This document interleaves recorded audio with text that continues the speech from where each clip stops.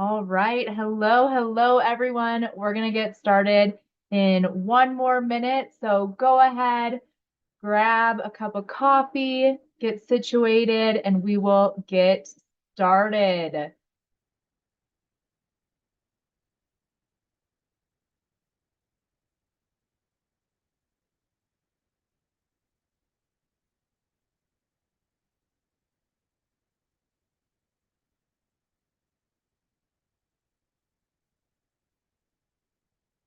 All right, guys, I'm going to introduce you to myself. Let me know if audio and video are working okay for you. Let me know in the chat whether you're joining on YouTube or TikTok or Instagram or Zoom. Let me know if audio and video are working for you.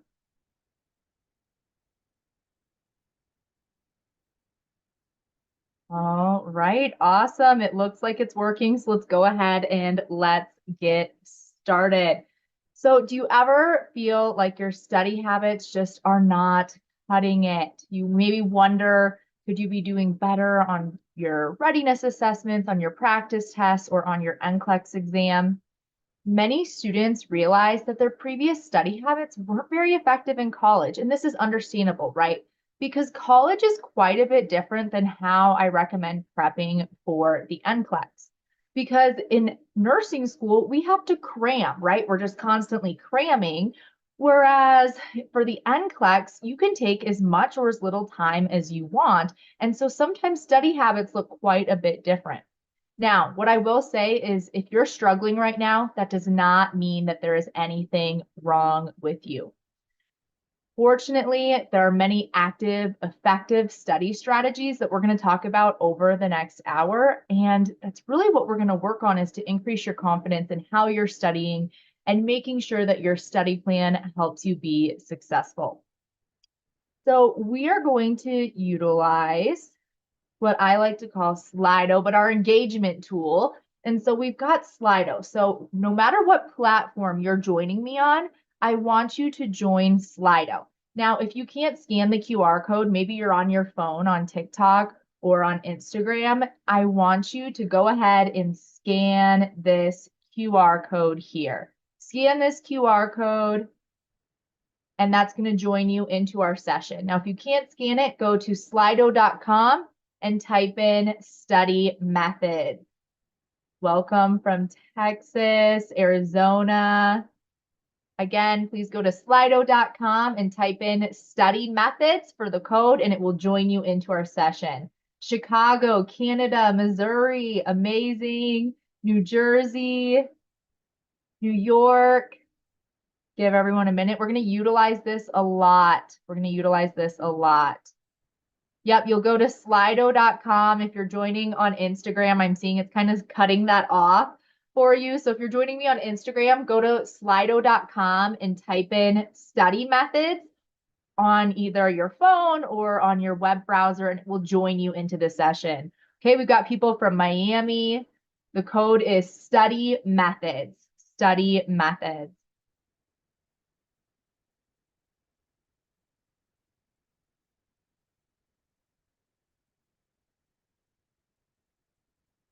All right, we've got individuals from Honduras, Wisconsin, Tennessee, amazing, Indiana, the Philippines. Welcome, welcome. I love to see we have people all over the world. That's amazing. All right, guys. Well, let's go ahead and let's get started. We're going to use Slido a lot more throughout the day, so join us on Slido if you haven't done so yet. So next thing, let's talk about learning styles. So I want you to do a quick little self-assessment. Do you know what type of learning style that you learn the best with? I want you to take a moment and just think about that. What is your preferred learning style? I'm a visual learner, okay? I have to see things to understand how they work. If I just read it, I don't have it down. If I just hear somebody tell me, I don't have it down. But if I can see it, I know I'm good. So I want you to think for a moment about what your specific learning style is and do a quick little self-assessment here. Now, if you're not sure what type you are, let's do a little overview of each of them. And then by the end, you may know which type of learner you are. This is really taking us back to the basics, but there are hundreds of study methods out there. You've maybe tried 20 of them, but if they're not from your method that you learn from, they're not going to be effective. And so that's really what we want to focus on. So with our learning styles, the first one I want to talk about is visual. So with visual learning, this is when we see and observe things, whether that's pictures, diagrams, written directions. Some people call this spatial learning, and really it's that you're learning from sight. So this is me. When I don't understand a nursing topic, the best thing that helps me is to see what a client would look like who has that disease process, and then I'm good. For auditory learners, they tend to learn better when the subject matter is reinforced by sound. So these students would rather listen to a lecture than read written notes. They use their own voice to reinforce new concepts and ideas. Maybe you record yourself going through your notes and you listen to that several times and that helped you learn. These are typically our individuals who like to speak up in class because they're really good at verbally explaining concepts, but they may be slow readers. So reading can be difficult for them if you're an auditory learner. I'm a super slow reader. Reading takes me forever and ever, and I don't learn anything from it. And so I have to be very strategic in how I read. Usually I read by looking at diagrams, by looking at pictures, and I use those visual cues to help me when I do need to read literature. Then we've got our kinesthetic learners. These are also called tactile learners, and they learn through doing. They learn through touching things, by acting things out, by handling things.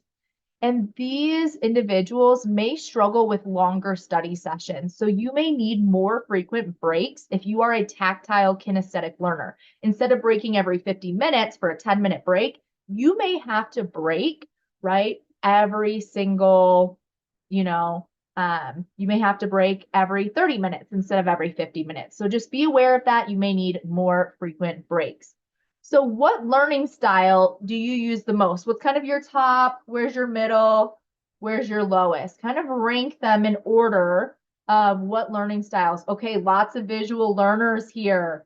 Okay, kinesthetic, auditory. Give you guys a moment to do this.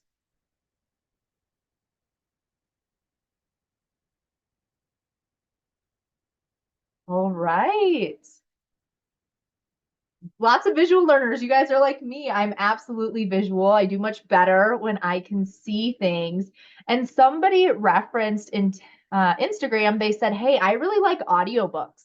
I agree with you. For someone who can't read things very easily, it just takes me a long time. I have to read out loud to understand what I'm reading. Audiobooks are a great option. They work really, really well for me as well. So if you are somebody who does struggle with the reading concept, I agree with you. Audiobooks is the way to go. Okay, so majority visual learners. So if you know you're a visual learner and you're really struggling with a concept, well, what do I want you to do? I want you to look at images of it. What does this client look like?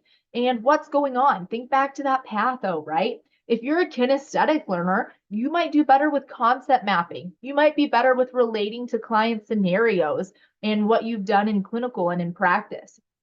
Auditory learners, you're going to do really well with things like pod pulses.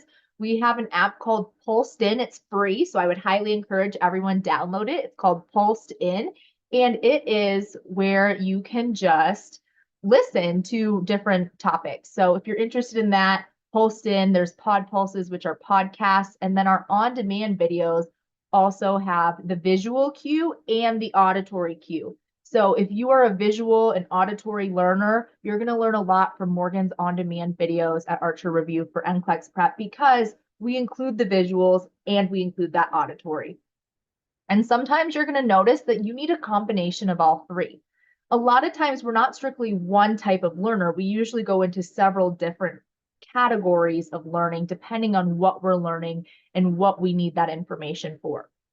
So let's do a quick self-assessment of how have you studied in the past?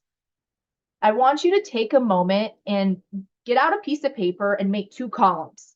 Write what has worked, and I want you to write a few things down there. If you want to share those in the chats, you could do that. If you don't want to, that's fine. And then on the other column, I want you to write what hasn't worked for you. Because what works for me isn't going to work for several other ones here, right? It's maybe not going to be what works for a classmate you had. Everybody learns different, and that is the beauty of education. That is the beauty of nursing, is you can take what works best for you and learn from that.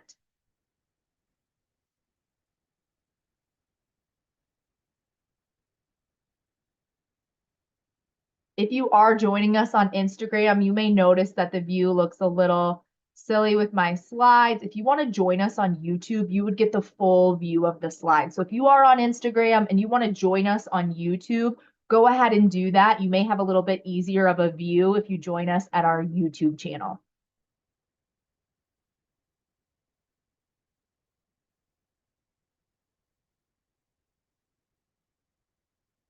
All right. Awesome.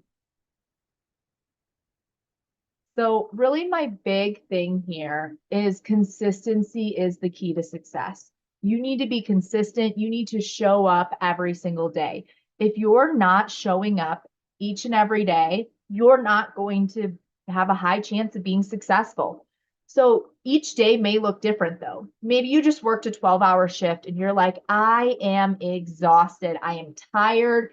I seriously cannot study tonight. On those days, I want you to do 10 or 15 practice questions, go through some flashcards, and then come back the next day and complete the tasks you had, do better that next day.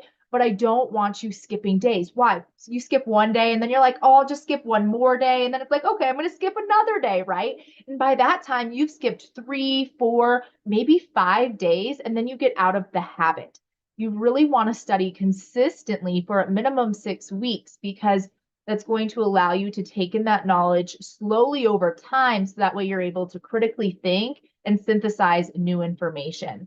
So I want to hear from you guys. How would you rank your current study habits? Are you a great studier? Maybe you're like, ooh, I'm not too strong. On a 1 to 10 range, 1 not being strong at all, 10 being very strong, where would you rate your study habits? Let me know in Slido. If you haven't joined us in Slido yet, just type in slido.com and then add study methods. Okay, we've got an 8 or a 9, a 5, a 6, a 7. This is great. Some 2s and 3s. Hey, that's why I'm here today, is for people who are saying 2s and 3s.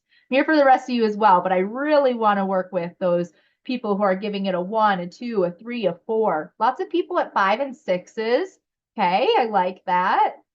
Someone said they're easily distracted. I get it. I've got young kiddos in my house and it can get busy. It can be really challenging. What I have found is the best thing to do if you get easily distracted is to take either a Google Calendar or if you have a paper calendar. I use both personally to keep myself organized. Write out when you're going to study. And when you're going to study, you're going to turn your phone on Do Not Disturb. And I actually personally will put my phone in a different area and it will only ring if it's like an emergency, someone keeps calling me. But other than that, I won't check it. I'm not looking at it, right? Because it's so easy to get distracted and be like, oh, I'm going to scroll on TikTok for a while or Instagram or Facebook and see what's out there. Well, that's study time. That's study time that we have just wasted. And so that's why I encourage you to kind of put that phone aside and be focused in what you're doing. Okay, consistent, but there's some anxiety there. We're going to talk about anxiety before we end today. Stress, don't worry, we're going to talk about that. A little demotivated. All right, can't manage time properly. We're going to discuss that too. Feeling burned out. Okay, for anyone who's feeling burnt out, this is definitely not what I was going to cover today, but I'm going to. If you feel burnt out, I want you to get out a piece of paper and I want you to think of why you went to nursing school. Why did you want to be a nurse? Why did you work so hard through nursing school? And why are you working hard now? What is your motivator? And I want you to write it on that piece of paper and put it up in your study area. As nurses, we experience burnout. As a student, I experienced burnout. But in that time that you feel that burnout, you need to find something that motivates you and pushes you to continue on despite the burnout. Work through that burnout, but don't give up. Keep coming back to it. Do the best you can. Okay. But I understand that burnout. I have felt that myself. So remember your why. Let that why motivate you when things are tough. So, some different ways to study and some things we're going to talk about over the next 45 minutes are practice questions, making sure we're doing high quality notes if you're a note taker, flashcards, but not in the traditional way of doing flashcards. There's a few different methods for those. You can, we'll talk about how to listen effectively, teaching somebody else, looking at images. Those are some just general things you can do, but we're going to really take a deep dive into these. Now, some advice that I would encourage you to take is knowing what you don't know. And you're maybe like, I have no idea how to know what I don't know. But here's the thing, if you're struggling with a concept, you need to be aware, because if you're not aware of it, you're not going to review it. So one thing I always encourage people to do is write a list of the topics they dislike the most. And here's why. When we I can't talk today. When we dislike a topic, we're not likely going to go back to that topic and review it because we don't like it. So we're like, oh, it's fine. I'll just put that on the back burner because I don't enjoy the topic. But if you know you don't like it, I want you to actually start with those topics that you think are awful, that you don't want to review, start there because you've got the most brain power then to really give it all you got and to learn that material a little bit better. Knowing what you do know is helpful. If you're great at cardiac, if you're like, yes, cardiac is my thing, I always get cardiac questions correct, then I don't want you spending a ton of time on cardiac, right? So being aware of that is really important. Analyzing past tests, if you notice that you're consistently getting pharmacology questions wrong, or you're consistently, missing therapeutic communication questions, it's really nice if you can get even more specific with what you're missing. And if you notice a trend, you need to work on that. You need to focus on that. What I personally encourage is when you miss a question, you should read through that rationale and you should rephrase it in your own words to the point that you are then able to communicate to somebody else what you learned from that question. If you're not able to verbalize that content, you don't know it. You've maybe read it, you've maybe wrote it out, but you don't know it unless you can truly verbalize it. So that is something that I encourage and would recommend you work on. And use your resources fully. Students come to me and they're like, Rachel, I've got this resource and this resource and this one. Do you feel overwhelmed when you've got 3, 4 resources you're trying to utilize? We at Archer Review are a one-stop shop. We've got everything that you need. So instead of overwhelming yourself with 3 or 4 resources, utilize one to the fullest. Utilize it the best you absolutely can and stay consistent with it. And then you're going to be able to see that success that you're looking for. Now, something I want to differentiate is memorizing versus understanding. So if you ever stayed up all night cramming, maybe for a pharm quiz coming up in nursing school, anyone ever do that? I know I had to cram for some pharmacology tests. If you've ever done that before, that is not going to make you be successful on the NCLEX. It worked to get you through that quiz or that exam in nursing school, but you probably didn't keep that information with you a week or a month down the road. So instead, I want you focusing on understanding. So what does that mean? Understanding is when I teach you something, you take that and then you can apply it to your practice question. You can apply it to new situations that you haven't seen or heard of before because you understand the basics, you understand the foundation. It allows you to be able to draw connections to one topic to another. For example, let's say we had a client with congestive heart failure. Well, if you understand that pathophysiology, then you understand our nursing interventions, our medications we're going to give, our client education. Why? Because you're able to make those connections based on what is happening to our client's body. So I'm curious to hear, have you spent more time memorizing or understanding material? Have you spent more time memorizing or actually working to understand the material?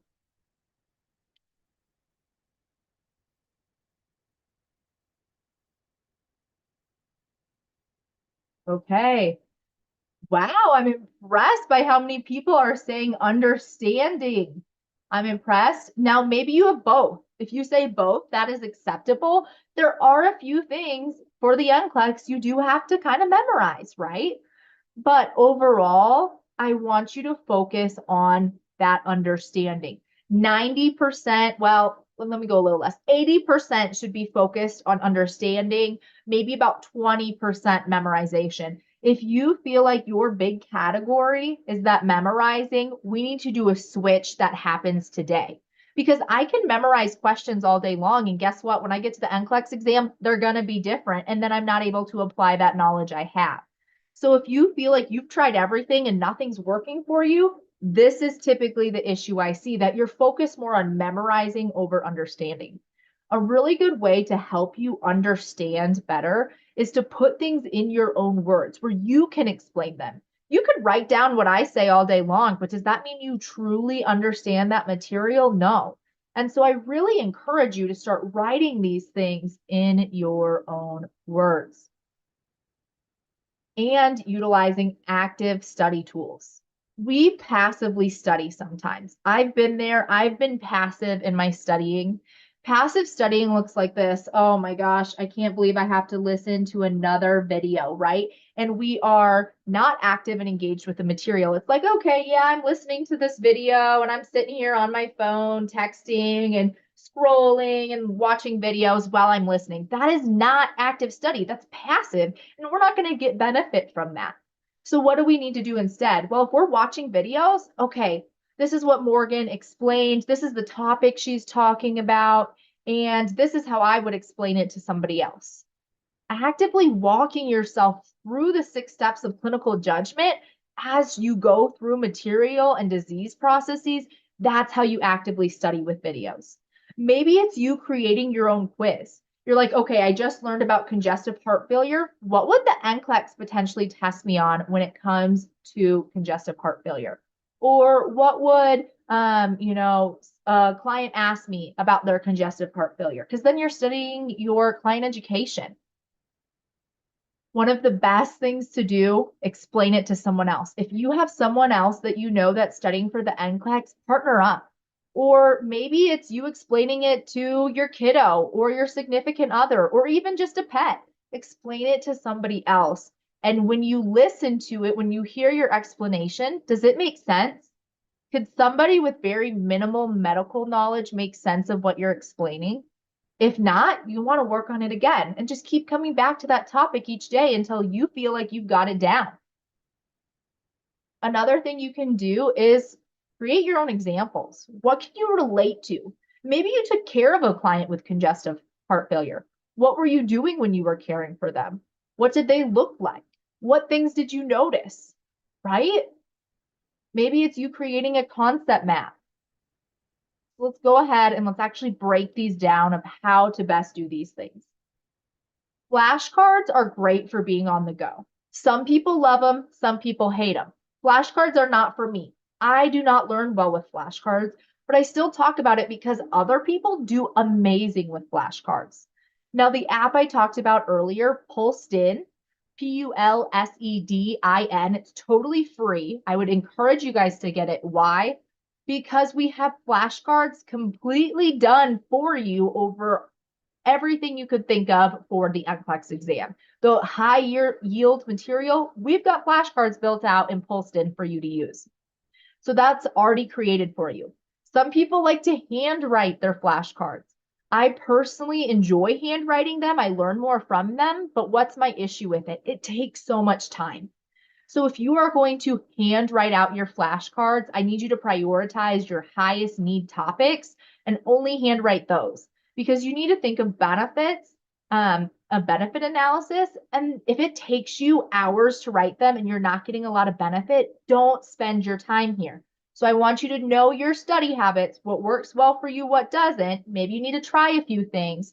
But if you find after a couple days you're spending 6 hours making flashcards and you're not learning a lot from it, try something else. But maybe you're finding when you do these flashcards that you love doing them, you're learning a ton. Well, then that's a great thing to utilize. Yeah, maybe if you use flashcards in school that you already have created, absolutely use those. I think that's great. I think that is absolutely great. This works for some people, this doesn't work for others. So if this does not work for you, don't feel bad. If it works great for you, utilize it. Here's kind of an example of how I would write one out. I like to color code them. So I always on my desk have a million colored pens. I have way more than this. I think I have like a 30 pack of different colors. And here's why. I'm a visual learner. And because I'm visual, I have to see things in different color. If I don't see them in different color, what happens? Well, I can't differentiate things well enough, and I'm not able, right? I'm not able to pick out the key points. So I personally always write key concepts in red. That way, whenever I look at my notes, that's the first thing I'm drawn to. I'm going to go to the key concepts first, and then I'll do other things in different colors. And I have a little color code system that I utilize consistently. That helps me with flashcards or handwriting notes. Now, taking notes. This is a little controversial, and I'm curious to hear from you guys in a minute. But my motto on notes is if it's worth writing down, it's worth reviewing. So if you're not reviewing it, stop taking notes. And if it's worth reviewing, it's worth writing down. So if it is worth reviewing, you should be taking notes. But if you're taking all these notes and never reviewing them, you're wasting valuable time. The most important thing when it comes to notes is to write them in your own words. I want them in your own words because, again, if you are just taking what I say and putting that down, that's great. But do you really know it? Do you really understand it? Probably not. And so that's something that I want you to consider. The other thing is making sure your notes are very organized. So something that I like to do is, this is a planner, but this will kind of bring the point across, is my planner has different tabs for the month. What I would do with a notebook is I would get a notebook and I would buy some tabs and list them with the areas of the NCLEX test plan, as well as the 6 steps to clinical judgment.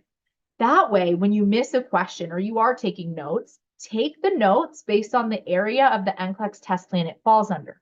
That way, if you know you struggle with basic care and comfort, or you know you struggle with recognizing cues and maybe evaluating the outcomes, right? Like, you know you struggle with those, you have a notebook at the end of your NCLEX studying that is filled with all the study tools you need for those specific areas. What a great way to review over the last couple weeks. I highly encourage you to do that. So I'm curious, do you regularly review your notes? I want to know what individuals we have joining us. Do you regularly review your notes?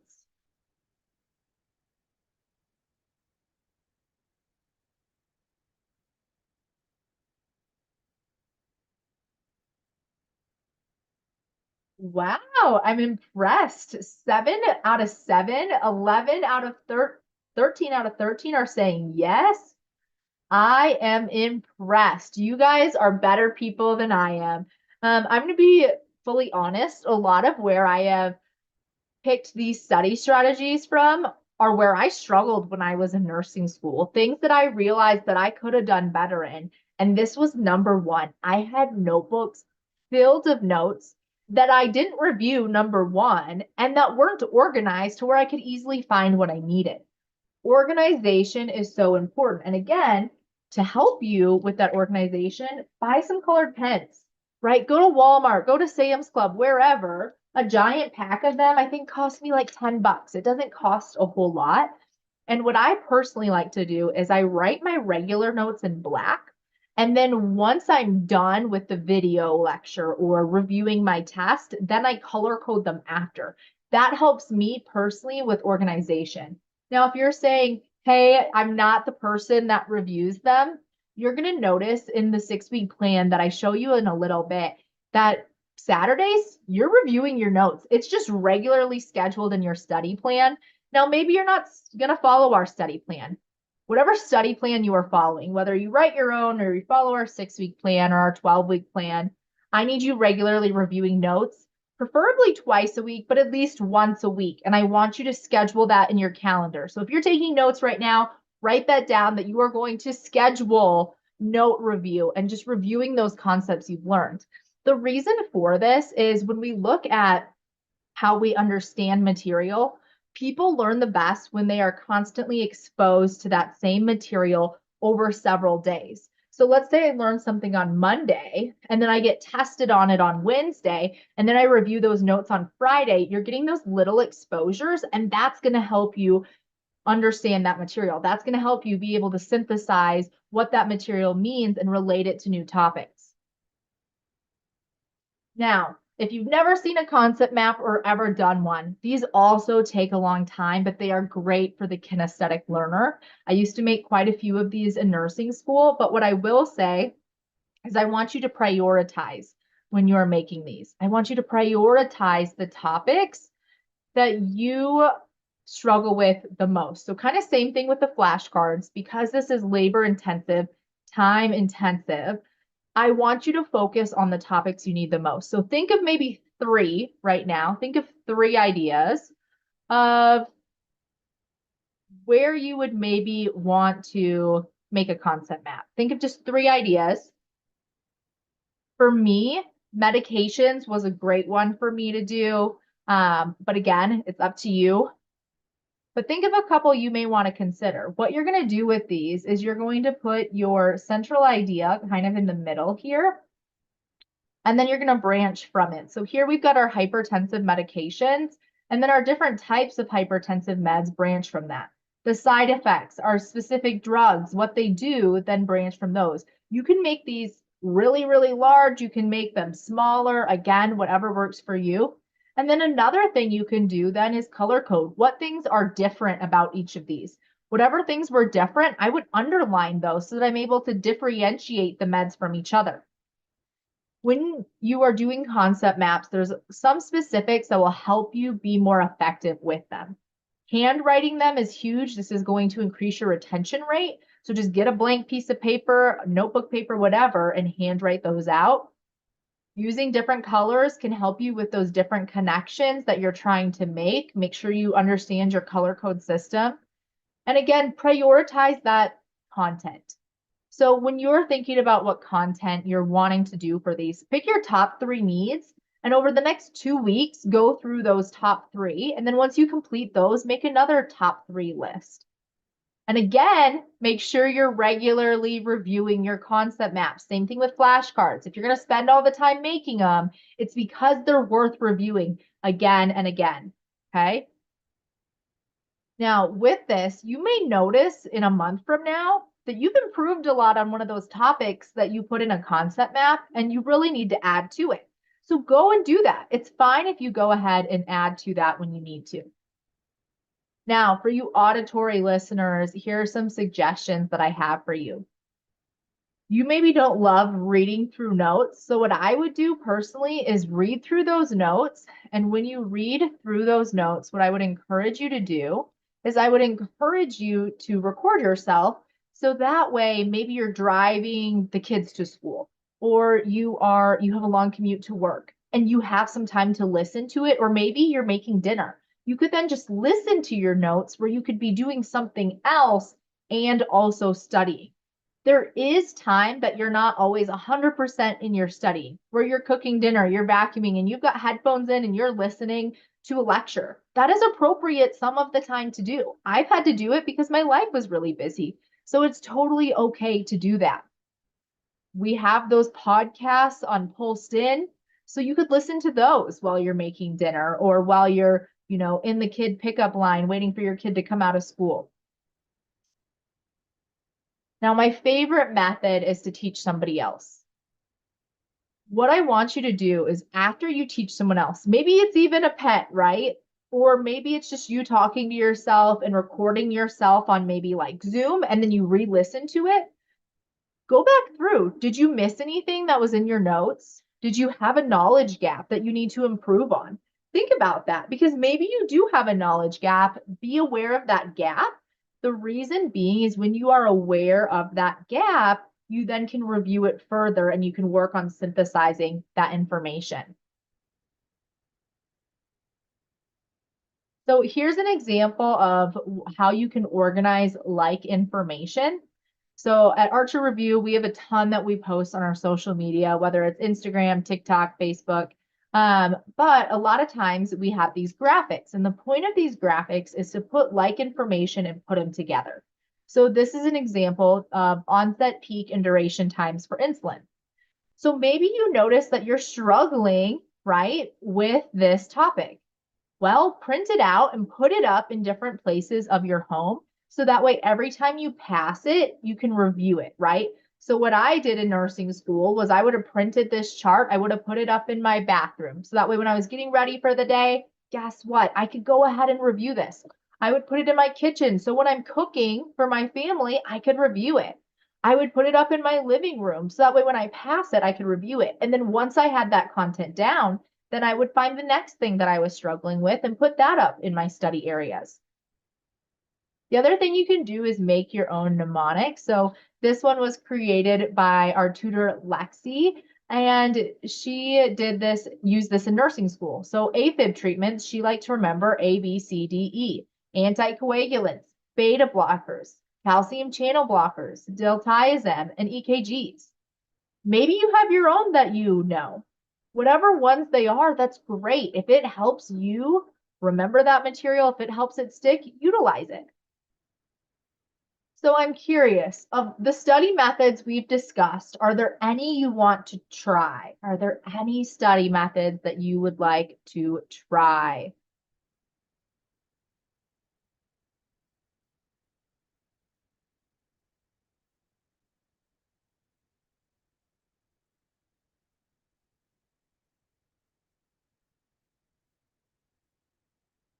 Record yourself and listen to it. Polston, I love Polston. I think it's great. I love that it's free for all of you. Teaching someone else, I like that. Taking notes based on the NCLEX test plan areas. I find that very helpful. A lot of times in nursing schools, they don't focus very much on the test plan areas. And the problem with that is that students are like, well, I don't exactly know what I'm going to be tested over for the NCLEX. I want you to know. And if you feel like you don't know, Google NCLEX test plan for RN or for PN, whichever you are, and look at that test plan. I don't need you going through like each little category, but you should have a general idea of what that test plan looks like and what you're being tested over. Watching videos, absolutely. One of my best suggestions to you is being active. I could do all the right things and be going through it passively and not be successful. But I could do those exact same things and be active and engaged with the material, and I'm going to do much better. So that's definitely what I would suggest doing.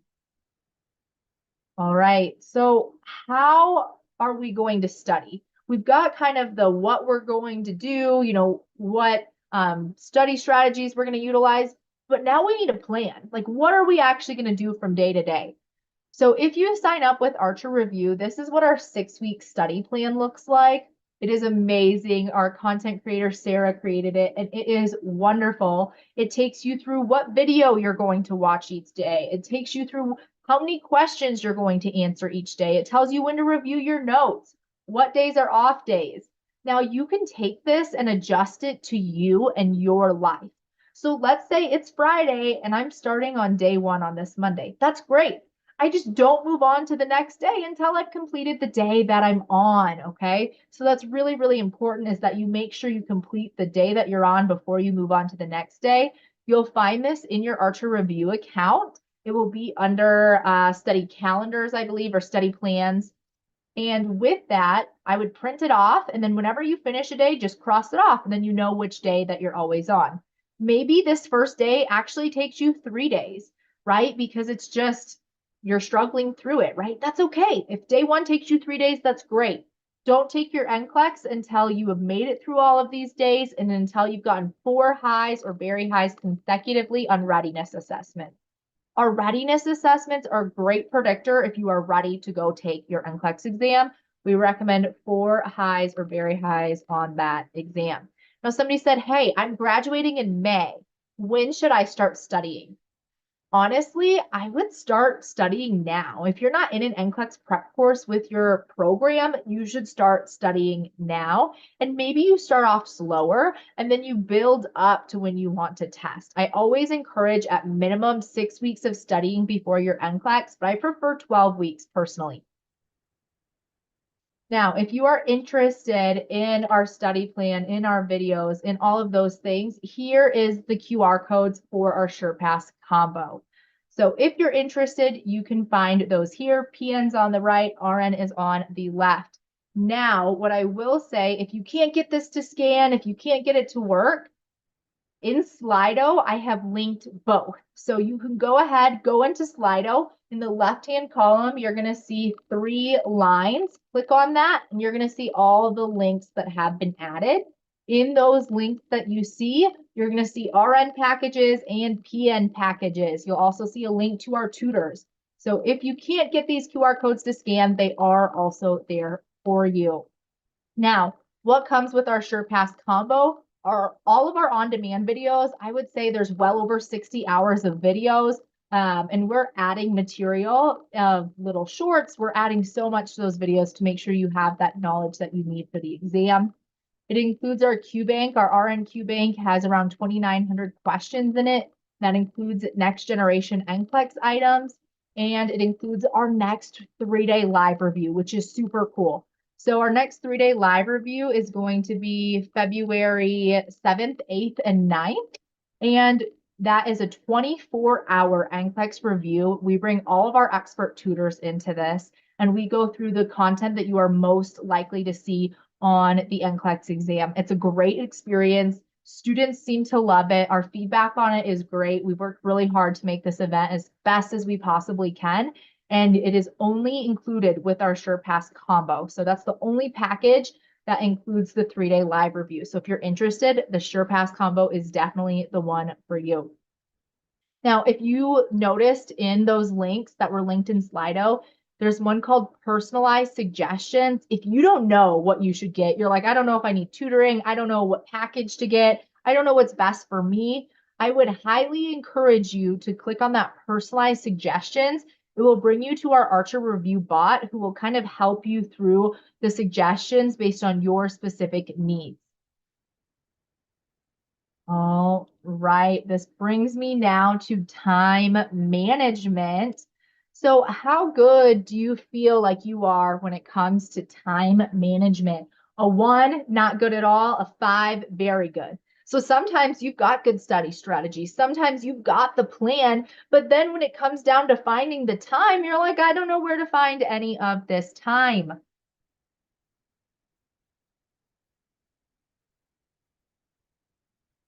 Okay, lots of 3s and then kind of equal 2s and 4s. Okay, couple 5s. I'm impressed by those individuals saying 5. Impressive, but I can understand the 1. I can understand the 2. I can understand the 3. I've been there myself, right? And it kind of can depend what's going on in your life. Have you had a major life transition? That can make time management a lot harder. So I want you aware of how you are with time management because it's really important that we get organized and we make sure that we improve on this because without time management, it's going to be very hard to be successful. So number 1 is make sure that you have a plan. If you do not have a plan, I need you to have a plan. That is my top task to give you all today. So let me know in the comments on Instagram, on TikTok, do you have a study plan that you are following? Do you have a study plan that you are following?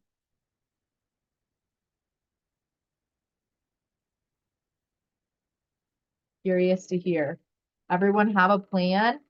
Looks like some people do, not everyone, but that's okay. Make sure you have a plan and use a calendar. Again, maybe that's you handwriting it out. Maybe it's you getting an app on your phone. Maybe it's you using Google Calendar or whatever calendar system that you have. Utilize what works best for you. It can be, if it's on your phone, it's going with you everywhere. Spend the time, even if it takes you an hour every week, spend the time organizing your week. So what I do every Sunday takes me about an hour. I write out my week. When do I need to have kids where they need to be? When do I need to, pick up kids? When do I need to be live with all of you guys? And I put that all in my calendar. What I do is I write out my have tos first. What has to get done this week? What am I going to prioritize this week? These things are not movable. Those get put in the calendar first. After you do that, Then I want you to write out, okay, your study plan. Your study time comes in second. And then your third thing is your want tos. Maybe you want to go to a movie, maybe you want to go do some fun things, right? Those go in last after your study plan. Now, self-care is super important. I want you guys having time for self-care, so put that in. But your study time should be prioritized, right? You need to make sure that you're building in time into your schedule for study time. I'm currently in school myself right now, and that means I get up at 4 a.m. every day so that I have 2 hours to study before I have to get my kiddos up for the day. You may have to adjust your schedule to fit in this study time. That's okay. What works best for you? For me, I'm not good at staying up late. If I stay up till midnight, I'm kind of shot the next day. And so I know that doesn't work well for me. I know getting up early works better. For you, it may be the opposite. Maybe you need to have study time until midnight. That way you can sleep in later in the morning. Do what works best for you.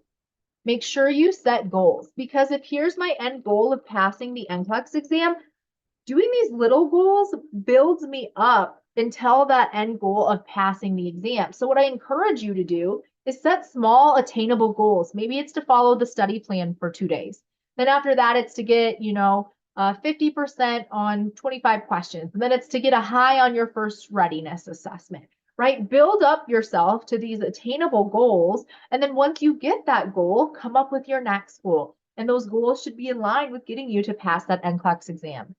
And lastly, get motivated. Several of you said you were struggling, that you didn't feel motivated. You felt a lot of burnout.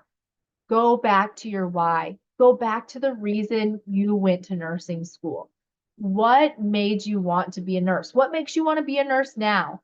Let that motivate you when things are tough. Okay.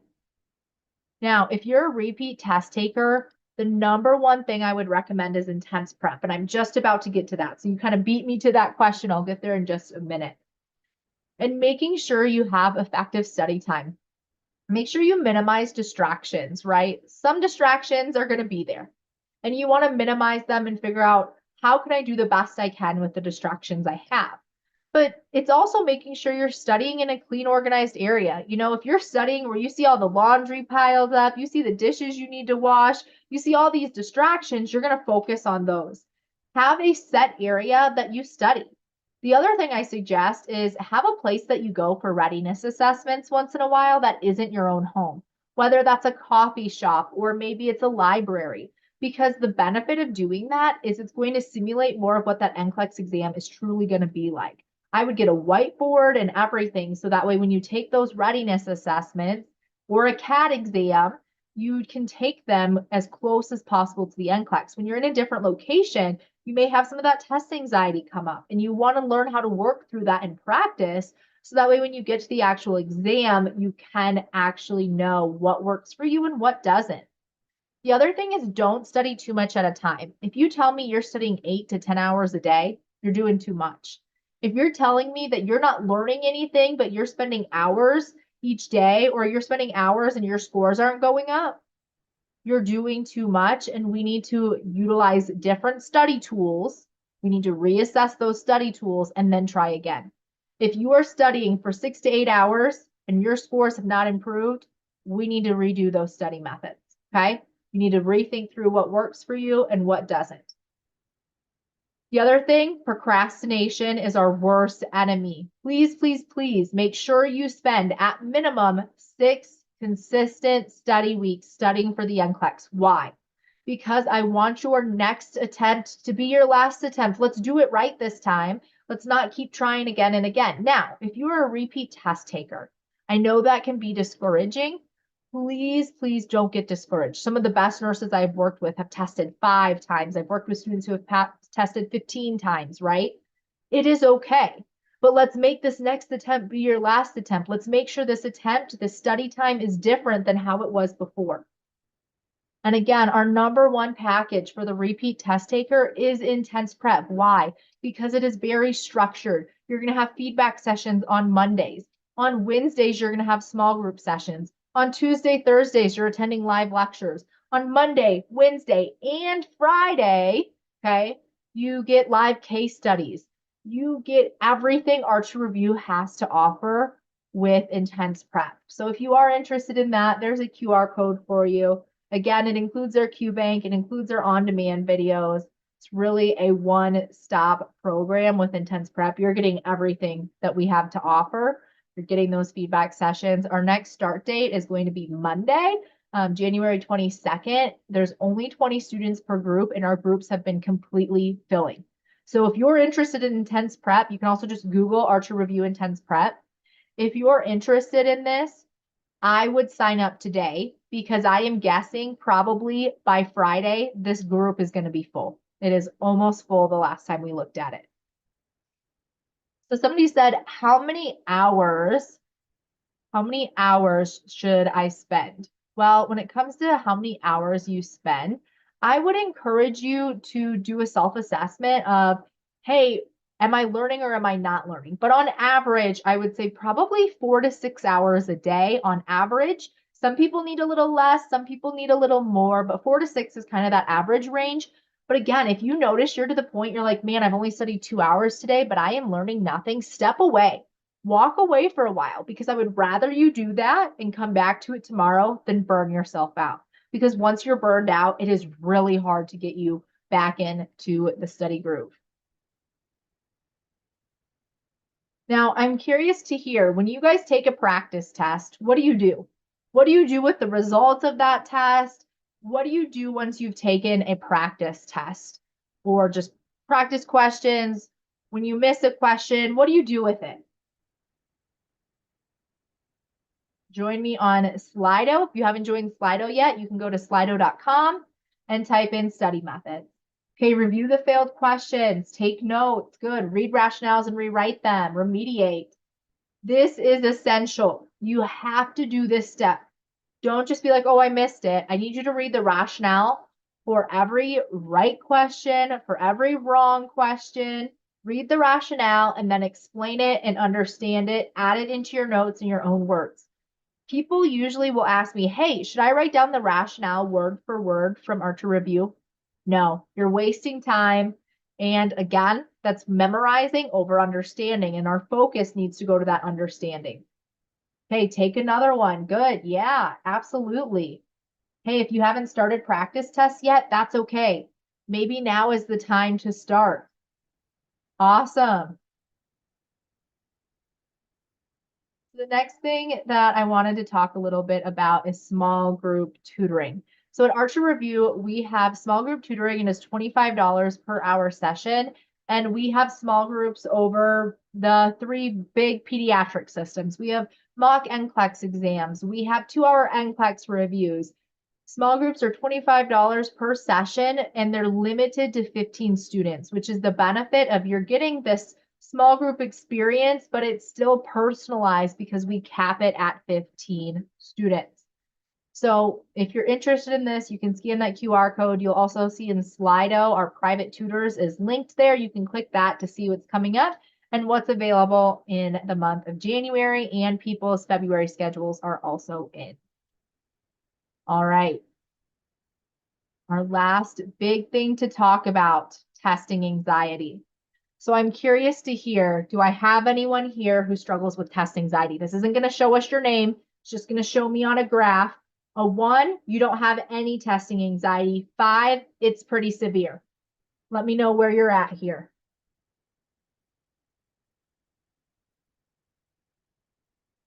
Okay, lots of 4s, lots of 5s.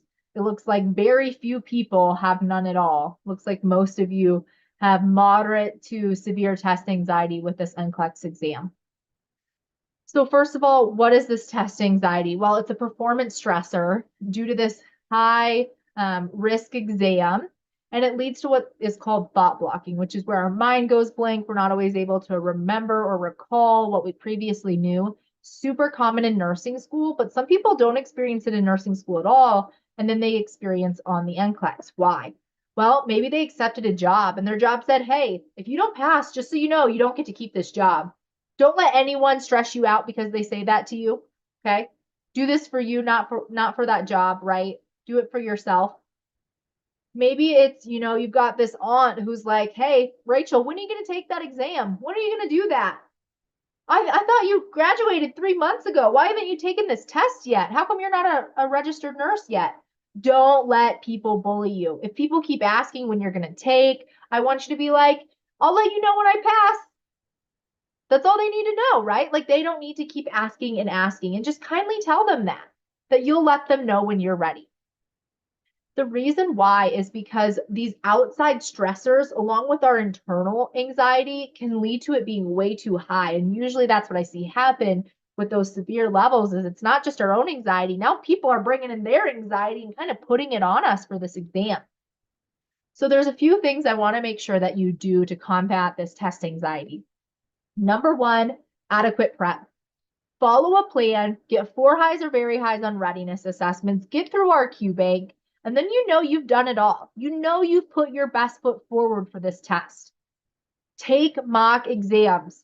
If you're just on TikTok or Instagram answering a question here and there, that's not going to be enough. You need to do full mock exams. You need to be taking CAT exams. You need to be taking the readiness assessment and scoring higher than your peers. And seek support. We have private and small group tutoring. Reach out to an old instructor. If you have questions, let us know. Let us help you. And then during the exam, this is what I would utilize, and this actually starts now in practice. The first thing that I would do is positive self-talk. We like to be negative. It's just our internal, thoughts sometimes can be negative and down on ourselves. I know I'm my hardest critic. And so when you start to have those negative thoughts of, I'm not worthy of this exam, I don't know if I studied hard enough for this test, I don't know that, I gave it all I had, or I don't know if I should be a nurse anymore. I don't know if I'm good enough at this. Get rid of those thoughts and let's replace them with something positive. Of, you know what, I followed Archer Review's study plan.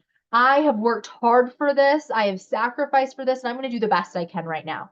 Because that's all anyone can ever ask of you is to do the best you can. And then we go from there. Whatever the result is, if you went in and did the best you can, I am proud of you, and we go from there.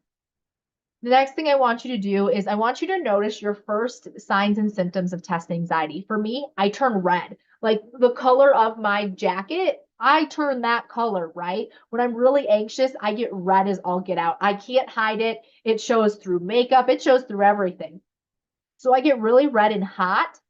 And then I start to feel my heart speeding up a little bit. And that's a reminder to me I need to take a deep breath. So, how I take a deep breath, and I'm going to look silly, but that's okay. I always close my eyes, take this deep breath, hold, exhale. And I do that several times. And just doing it right now brought my anxiety level down a little bit. And I'm not even that stressed, right? So, practice this with me. Close your eyes, a nice big deep breath in, hold, and out. When you do that, I want you to tense up your shoulders and relax them, okay? Because you're going to let all of that anxiety kind of out that you're holding in your shoulders. If you've had ever a really stressful day, you maybe have noticed that you've done this, right? You've done that. And what happens is you get really, really tight in your muscles from that anxiety. And then what I want you to do is redirect your focus. I want you to do one question at a time. And that's all you're focused on. You're not counting your number of select all that apply questions. You're not tallying how many questions you think you've gotten right or how many you've missed. None of that matters. I want you to go in with the attitude that you're getting 150 questions on that test, and you're going to do the best you can on each question.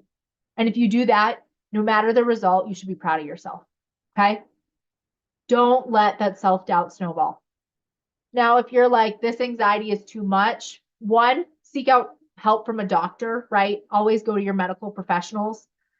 But two, maybe you just need someone to be your cheerleader, somebody that's rooting for you, somebody that has your back and will tell you when you're ready, or maybe, hey, let's hold off a couple weeks. Let's practice some more things before you take that test. That's what our private tutors do. The cost is $75 per hour, but let me tell you, I have had students email me after they've met with one of our amazing private tutors, and they say, Rachel, that individual inspired me. They helped me stay calm. I could hear their voice when I was taking the NCLEX exam, right? That's what they tell me when they have met with these private tutors. And so that tells me that these private tutors are working really, really hard to help you because they want you to be successful. I know for myself and for all of our team members, we want it almost as much as you do. When we have a student testing, we are like checking our email. Hey, did they, email us with how it went? How did it go for you? We're asking those questions. Why? Because we truly care about your success. We want to see you in the nursing profession. We need nurses and we want to help you reach that goal.